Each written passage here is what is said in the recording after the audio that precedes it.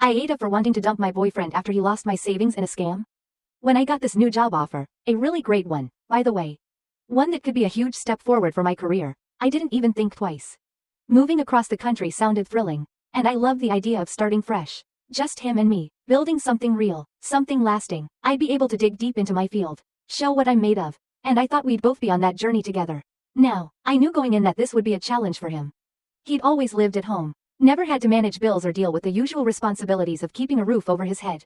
He was comfortable back there, with no need to worry about rent, groceries, or anything like that, but still, he seemed ready. He was excited too, and I believed in him. I'm the breadwinner, no doubt about that. I make 4 times what he does. And honestly, that's fine. I've always been okay with being the one to keep us grounded financially. He's been trying his best to establish his own career, working remotely, so I figured we'd balance things out eventually. Moving would push him out of his comfort zone, but I thought it would be good for him. I thought he'd rise to the occasion. We rented a place as soon as we landed, and things seemed to fall into place pretty quickly. At least at first. I was paying for most things, the rent, utilities, groceries, and any extra stuff we needed to settle in. We talked about it, and since I'm making way more than him, I didn't mind. I wanted him to have some breathing room so he could get his footing. I wanted him to feel secure. No strings attached. I had a good feeling that this was the start of something solid. The beginning of our real life together. That feeling lasted all of 5 minutes. Because right from the start, I noticed he was getting deep into this trading group. He was constantly on his phone or computer, talking about these incredible returns and the big wins people were getting in the group. He said it was a chance to make extra money, to build up a little nest egg. I was happy for him. I mean, if he could earn more for himself, that'd be great for both of us, right? He was confident, too, so confident that he convinced me it'd be a good idea to join him. To put in some of my own money. And I'll admit, I let myself believe him. I wanted to believe that this was a way for us to invest in a future. That this group could actually be the side income we needed to ease some of the pressure. So yeah, I agreed. I jumped in, and I put in a lot more than I should have. Part of me knew better, but I ignored that voice. I went all in, both feet forward, thinking he'd do the same. And that's where things start to fall apart. But I didn't know it yet. I was still in this blissful, naive state, thinking that everything was coming together. Boy, was I wrong. So, there we were, thinking we just stumbled on some kind of goldmine. Feeling pretty invincible. That trading group, with all its hype and promises, felt like a way to really build something. I thought, if my boyfriend was so sure about it, maybe there was something there. After all, he was seeing great returns, and he looked genuinely happy for the first time in a while. So I went with it. I pooled my money with his, putting in $15 of my own savings, which was no small chunk of change. My boyfriend chipped in $10, and we felt like we were about to make this huge leap together. Now, I can own up to the fact that I probably should have done more research. Looked into the group, and asked a few more questions. But I didn't. I trusted him. I wanted this to work out. For both of us. It all seemed good for maybe a few weeks. If that. The group was reporting wins. People were showing off their returns. And it looked promising. Until it didn't. Fast forward. And one day it just collapsed. Suddenly, there were no returns, no updates, and the group vanished overnight. We couldn't access our money. And it became clear that we'd been scammed. Of the $25 we put in, we only managed to claw back about $10 before everything went dark. Just like that, my $15 was gone. I was angry, obviously, but what could I do? The money was gone, and I just had to accept it. I told myself that it was a risk I took, and I'd learned from it. There was no point crying over spilled milk. What hurt more was the feeling that I'd been dragged into it by someone I trusted. That I'd let myself be vulnerable, and it had backfired, but I didn't dwell on it. I figured, what's done is done. I would just work hard to rebuild that savings. And that's what I did. And honestly, that was my mindset. I tried to move forward. I told my boyfriend to keep the $10 we recovered. I wanted him to have a safety net. I didn't want him to feel as devastated as I did. He's younger, less experienced, and maybe a bit naive. And I thought this would be a good lesson for him. So, I told him to hold onto that money. To be smart with it. And not to gamble it away trying to win back what we lost. I told him to save it. To use it as his foundation for the future. I was clear with him. Don't trade it. Don't risk it. Just let it be. I figured, if he could hold onto that money, we'd have a head start. We could put it towards something practical. Something that mattered. It could be the start of our down payment for a house. A real investment for the two of us. After the whole trading fiasco, I didn't wallow in my frustration. I focused on getting back on my feet financially. I work hard at my job and, thankfully, make a decent income, enough to eventually rebuild my savings. I threw myself into my work. Clocked long hours, saved diligently, and made every effort to put that $15 loss behind me. And little by little, I managed to recoup most of it. Once I had my finances stabilized again, I wanted to do something nice for us. So, I planned a little vacation. A way for us to step away from the stress. And for me, it was a sort of celebration of making it through that tough patch. I covered the majority of the expenses. But I didn't mind. I figured it would be worth it to have some quality time and recharge. It was a beautiful trip, filled with good food, sightseeing, and memories that felt like they were helping us move past the trading disaster. When we got back, I was still feeling hopeful. I wanted to get serious about our future together, to put some roots down. So, I started looking at homes, thinking maybe this could be the fresh start we both needed. I've always wanted a place that was truly ours, a space we could shape together. And even though I was ready to take on most of the responsibility for the down payment and the mortgage, I thought maybe he could chip in a little, just to make it feel like it was something we were doing together. After all, he still had that $10 from the trading disaster, a small cushion I'd insisted he save for this exact reason. So, I asked him about it, tentatively suggesting he put a portion of that $10 toward our down payment. I thought it would be a nice way for him to contribute to our future. I wasn't asking him for a huge amount or to completely empty his savings, just a fraction of it would have helped. It felt like an exciting step, like we were finally moving forward as a team. But when I brought it up, he went quiet. He looked uncomfortable, almost like he was avoiding eye contact. That's when I got a sinking feeling, one of those gut instincts you can't ignore. I asked him again, gently, if he still had the money saved up. And his face fell. He hesitated, fumbled for words, and finally, he admitted it. He tried to trade it again. He'd gone behind my back, thrown that $10 into some scheme, hoping to win back our previous losses. And, as you might guess, he lost it all, every cent. He never even thought to tell me. He didn't give me a heads up, didn't ask for my advice or my opinion. He just did it. When he finally told me he'd lost the money, the anger hit hard. I mean, I thought we'd put that whole trading mess behind us. And yet, here we were, right back where we started. All that stress I'd gone through, the endless hours I'd worked to make up for it, the sacrifice, I thought it had been worth it. But to find out he had taken what little we'd salvaged and gambled it away. Without even a conversation, without a word, it was a slap in the face. I tried to keep calm as I asked him why he didn't come to me first. He just shrugged, saying something about wanting to fix things on his own, as if this had been about proving something, about getting a win. The problem is, I'm not interested in us being some couple where we each go off and try to solve things alone. In secret, in ways that end up backfiring for both of us. And I realized then, this wasn't just about the money anymore. It was about trust, about respect, about actually working together to build a life instead of going behind each other's backs to fix things alone. I'm carrying most of the load here, financially, emotionally, even physically with all the work I put into maintaining our home and paying our bills. It's not like I resent being the breadwinner, but I need to feel like we're at least on the same team. I thought back to how he'd never seemed too worried about his own finances. About the fact that I was the one making it possible for him to save it all by covering almost everything else. That I'd never once asked him to cover half the bills or make up for what I spent on groceries, utilities, and everything else we shared. All I'd wanted was for him to hold on to that $10 and make a small gesture to show he was in this with me. What made it even harder was the way he clung to his expensive knife collection. A hobby he refused to part with even when we were tight on cash. I remember suggesting once that he sell a few pieces to ease up on his debt or help contribute to something we needed. But he'd shut that down so quickly. He said those knives were part of who he was, as if I couldn't understand the value of keeping something personal. Meanwhile, I'd been letting go of my own dreams and spending to build our life. I started to wonder if this relationship was really going to work. Because, honestly, I didn't sign up to carry all the weight alone. And I certainly didn't sign up for him to make reckless decisions with our shared future at stake. This was supposed to be about us. About creating something meaningful and stable together. But in that moment, staring at the guy who just casually gambled away what was left of our safety net, I realized he wasn't on the same page. And, painfully, I realized I wasn't sure if he ever would be.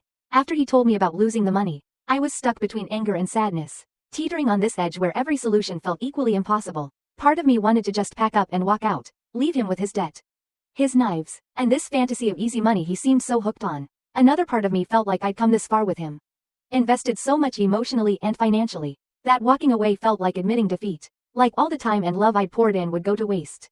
I kept thinking, maybe I should give him another chance. Maybe this was just a mistake, a big one. Yes, but maybe it was something we could work through if he actually understood how much he'd hurt me and how damaging this was to our relationship. I could tell him how important it is for me to feel like we're in this together. That he has my back as much as I have his. But then, as soon as I entertained the idea, I'd feel this flash of anger. Because how many times can I try to be understanding when it seems like he doesn't understand me at all? And it wasn't just about the lost money or his irresponsible decisions. It was about the fact that, for him, working through things seemed to mean asking for forgiveness while he kept making the same mistakes. It was the lack of maturity and accountability, the fact that he was making choices like he had nothing to lose. While I was over here constantly calculating how to build us a solid future. I wanted a partner who could help carry the weight, someone who could see beyond their own immediate wants and recognize that building a life together meant making sacrifices. compromises, and real commitments, so I started to imagine what life would look like without him. I imagined moving out, getting my own place where I could relax and not worry about anyone else's financial missteps. I pictured a life where I could plan for my future without having to double-check that every decision wasn't somehow going to be undermined by someone else's risky behavior. It felt like a relief. Like the weight on my chest could finally be lifted if I wasn't constantly stressing over his choices and their impact on our lives. But then the guilt would creep in. Leaving him meant acknowledging that I'd be giving up on someone I cared about. That I'd be rejecting the idea that he could somehow grow into the person I wanted him to be. It meant realizing that maybe he wasn't that person and that waiting for him to change could mean losing years of my own life. Holding my breath for something that might never happen. It hit me hard that staying with him felt like I was sacrificing my own happiness and security. All because I kept hoping he'd suddenly understand what it took to build a stable life. And in that realization, I began to see that maybe loving him wasn't enough if he didn't love me enough to grow up. To respect what we were building. And to make real changes. The life I wanted, the stability, the future, the partnership, felt farther away with him than it did without him.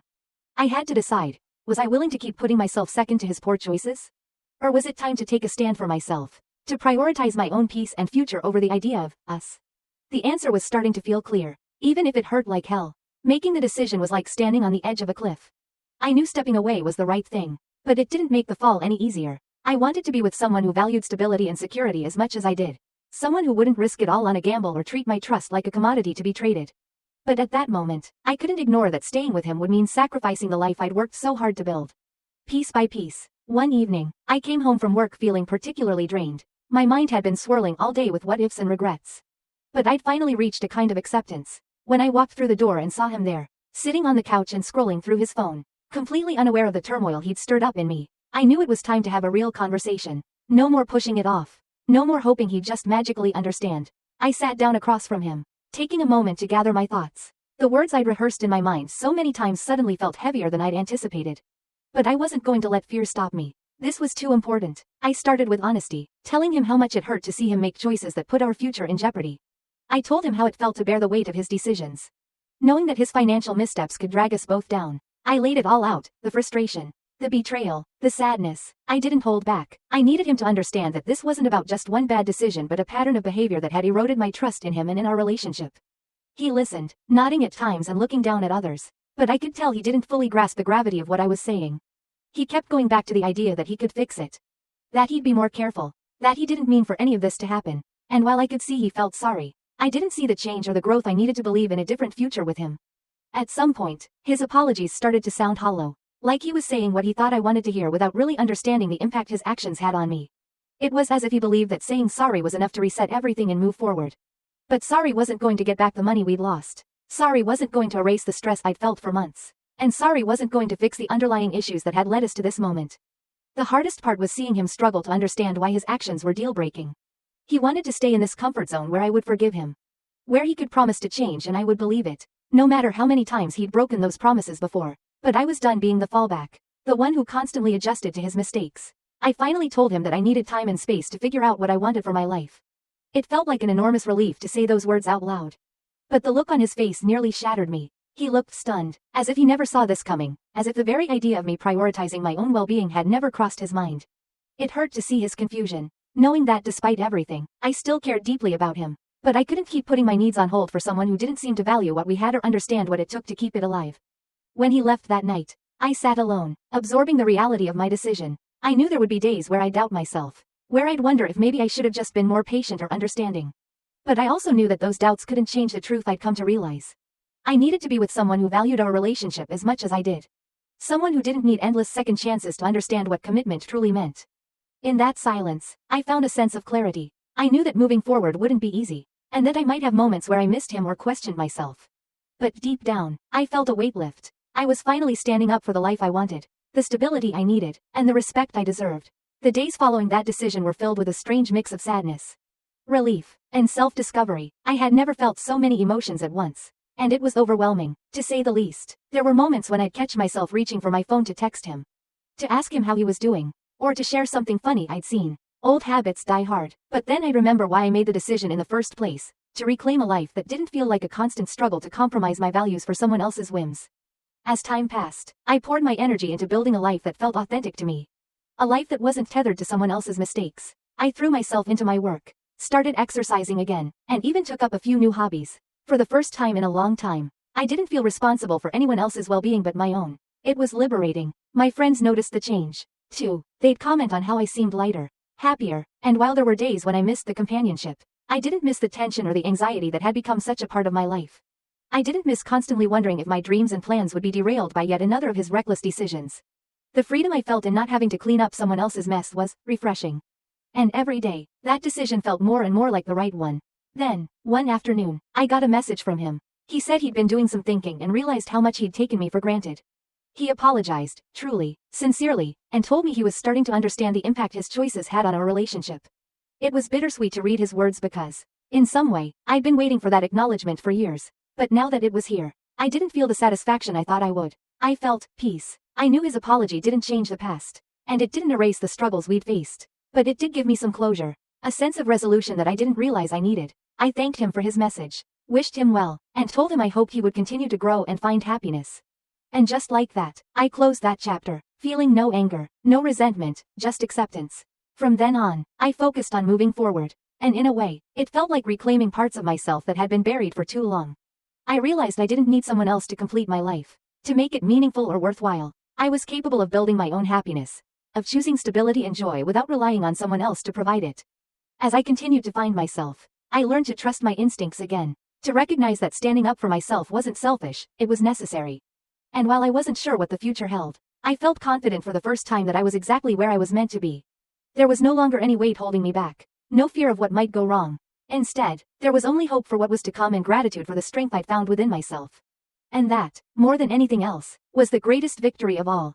The weeks after that were a blur of quiet mornings, busy afternoons, and a peacefulness that settled in gradually, almost imperceptibly at first. Life on my own was different, sure, but not the lonely existence I'd feared it might be. In fact, it was more fulfilling than I could have imagined. There was a strange satisfaction in knowing I could fill my own days, make my own plans, and not feel tethered to anyone else's choices but mine.